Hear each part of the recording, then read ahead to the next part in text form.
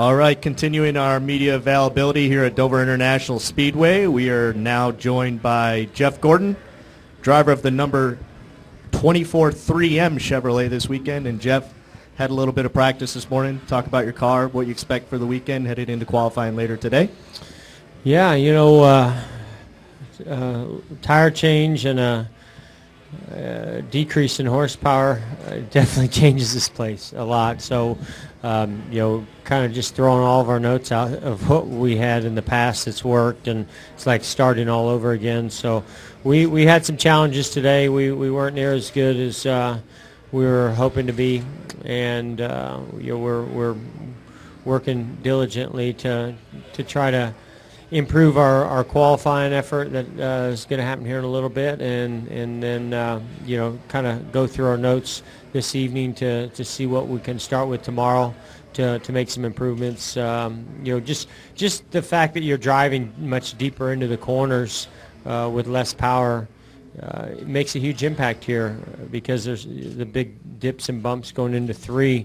It really loads the car up much more aggressively over there, so it makes those bumps seem like they're even worse than what we've had in the past. But that's just one of the little things that, when you take 100 horsepower out of the cars, how it can change your approach or your setup and what you have to do to get around a racetrack such as Dover. All right, with that, let's go ahead and open it up for questions. If you would, state your name and affiliation. Let's go ahead and start with Claire here, and we'll go back to Bob next. Claire B. Lang, Sirius XM NASCAR Radio. Kevin Harvick says he usually leaves out of here with sore heels from where his feet have beat on the floorboard throughout the day. Is it physically demanding for you, coming out of this racetrack compared to the others? Yeah, it definitely is a physical track. I wouldn't say that I've ever had any problems in my heels, but your arms get such a workout here because you're working the wheel constantly. Once rubber starts getting laid down on this racetrack, it's a little rough. The concrete has where there's certain patch areas. Every time they come in and do a patch, the way that the people finish that piece of concrete, it's different texture than the other pieces, and so you have different grip levels, and so you're constantly fighting between push loose, and you're just working the steering wheel constantly here. Not to mention the G-loads that you pull here are pretty significant. These are big corners, high banked with a lot of grip. And so, yeah, it's a very physical track. You're working hard on each lap. Okay, Bob Pockris, and then right behind you to Mike. Bob Pockris, ESPN. You're 9th in points. You haven't led a bunch of laps except at the plate tracks. So kind of going through the rest of the regular season, do you feel like your best way to get into the chase is through points, or do you still feel like you guys have a good shot at winning? Well, I think we're very conscious of the fact that we need to improve our performance, especially on the mile and a halves. We've not lived up to our own expectations, and we're working extremely hard to find that. I think right now, if we execute flawlessly, we have a shot at winning. But we haven't been doing that either. So we have some work to do. It always helps when you get your performance up in your cars. You can make a few little mistakes here and there and still put yourself in position to win. For us right now, while the performance is down a little bit, I've got to do a better job on the restarts. We got to do a better job on pit road. And the calls that we make for pit strategy and track position, those things just all have to be done perfectly, but never stops us from trying to get the performance better. We want to win every time we go out to a racetrack. Our goal is to win, but we also are just, nothing's changed in my entire career since the first time I started. Your goal is to go out there and fight as hard as you can for every position and get the best finish that you can, hoping that that's a win. If it's not a win, 2nd or 5th. To me, it's always, if you have a 10th place car, you want to get it to 8th or 9th or 7th. If you have a 5th place car, you want to get it to 4th or 3rd or 2nd. And right now, that's what we're trying to do, is just get the most out of it. Last week we certainly had better than a 15th place car, and it didn't play out for us that way, and we ended up 15th, and that was very, very disappointing. But we came out of there with some decent points. The reason we're 9th in points is because we've been consistent. We've certainly been consistent, but that's definitely not good enough for us. We want to be better. We don't want to just be in the chase. We want to be in the chase with a chance at winning it. All right, Mike, then Jeff. Mike Hembry, USA Today. Jeff, you've talked about wanting this year to be more about performance and not so much about sentiment. Let me get you to detour from that a second, though. You're coming up on your presumably last race at Daytona.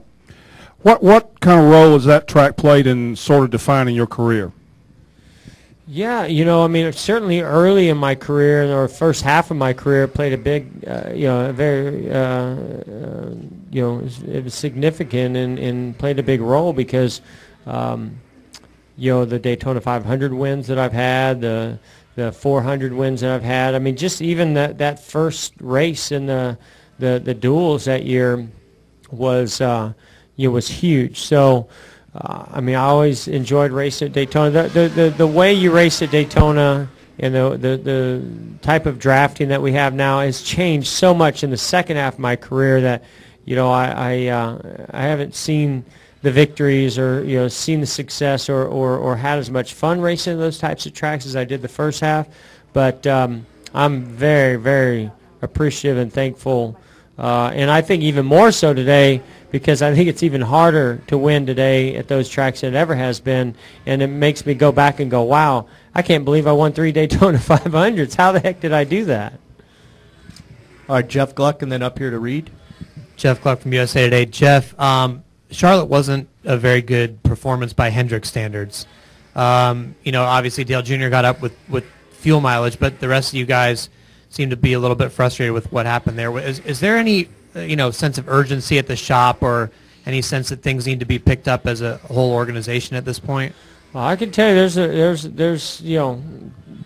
I wouldn't call it urgency, but there's definitely a lot of hard work being put out to get that turned around. This rule package that we have this year has not suited any of us very well. I mean, I know Jimmy has the 3 wins, which we all scratch our heads and are amazed that he's been able to do that, because we don't feel like we've really performed, any of us performed to that level. But they've done an excellent job. That goes back to the execution. Those guys executed those races very, very well. I mean, I think it's obvious that on the super speedways we're still very, very strong. I mean, I feel like we had a dominant car at Daytona, dominant car at Talladega. Dale Jr. got the win at Talladega, and there's no reason why we can't win at those tracks. But it seems like at the other tracks we're off a little bit, downforce and maybe even a little bit with power. That's unusual for us. So we're very aware of it. And I wouldn't call it urgency, just a lot of hard work and focus on getting that turned around. Let's go to Reed and then the gentleman against the wall in the row behind him. Reed Spencer with NASCAR Wire Service. Jeff, from what you were saying earlier, is it fair to say that this track is exhibiting the most pronounced difference between last year's package and this year's package? I think they've all exhibited it. It's just all in their own unique and different way. But when you do a combination of tire change and all the other changes, it's been pretty significant. I mean, I tested Indianapolis. I think it was actually the same left side tire possibly, and we saw a big change there as well with the power. And the downforce is not that big. I think the teams have gained a lot of the downforce that we lost. I think they've done a good job pushing forward and gaining a lot of that back. So I don't think the downforce is as much different as the power change has been. And then you throw in a different left side tire, and I was pretty shocked, when we took off in practice, just how I was able to flat foot it from the middle of the corner off the corner, and how much speed I was able to carry into the corner. But at the same time, the bumps into 3, which are always pretty bad here, but boy, they really get your attention when you're driving that deep in the corner. So I mean, I think we've kind of expected it at most places these days, and it's pretty significant here. And you know, be curious to see what kind of side-by-side racing that we get this weekend. Usually, this groove moves up, and I hope that happens here. That would be nice. We're going to need it. Yes, sir. And then Bob just behind him. Joseph Walken, frontstretch.com. With your announcement that you're going to be broadcasting with Fox next year, how important is it for you to be able to stay at the track for nearly the entire season after you retire from full-time racing? I'm not sure I quite understand the whole question, but I mean, I'm certainly looking forward to that. You know, I feel like you know, I've never wanted to step away from racing, just from behind the wheel of the car, and I love the fact that I get a chance to you know, be close to this sport in a whole unique, different way, being in the broadcast booth.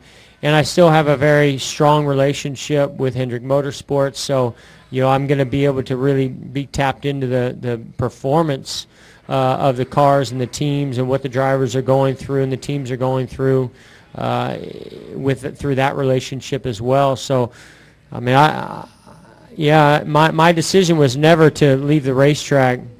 It was you know, mainly just to kind of focus and do something different. And hope that gives me a little bit more quality time with my family at the same time.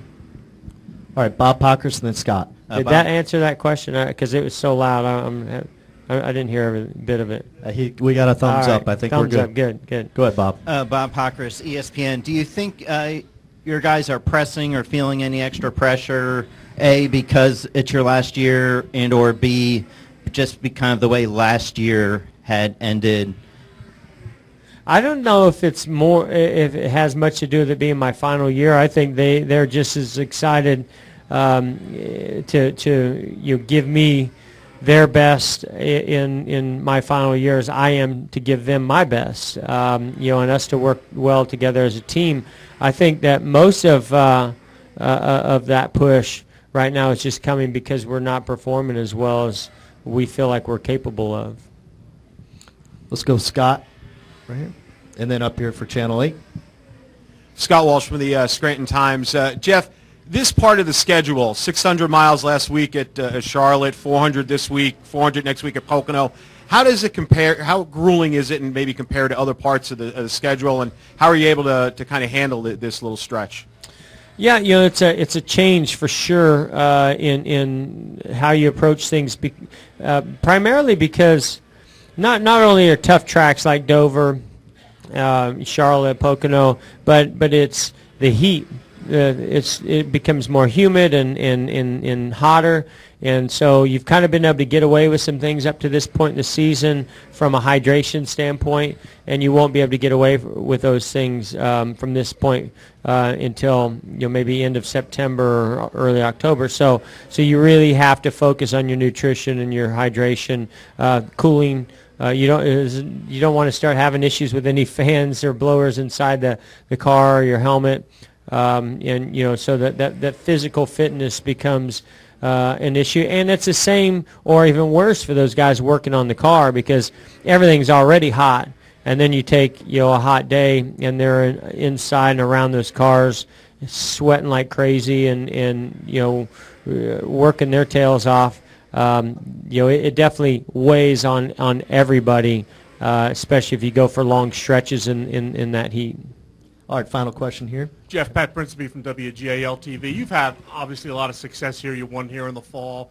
One of your previous sponsors right around the corner here. As you prepare to race here the last couple of times, are there any special thoughts or feelings towards this place based on what you've done here? You know, I've been getting that question, you know, quite a bit lately, and I'm so focused on the competition and the approach of just racing, you know, and going to the track with you know, the mindset of how do we make the car go faster? What do I need to do? That I'm not thinking about the sentimental side of it or that part of it. I really think the second half of the season, when I start going to the tracks for the last time, I think that will start to sink in a little bit more. I'm very appreciative of the tracks and the interaction with the fans that I've had, and in a lot of the things that they've done or said or have showed me through signs and support already. But most of my mindset is just kind of as usual, and which is the approach that I have in going to the racetrack to compete. All right, with that, we appreciate your Thank time you. today, Yep. Jeff. Wish you the best of luck the rest of the weekend.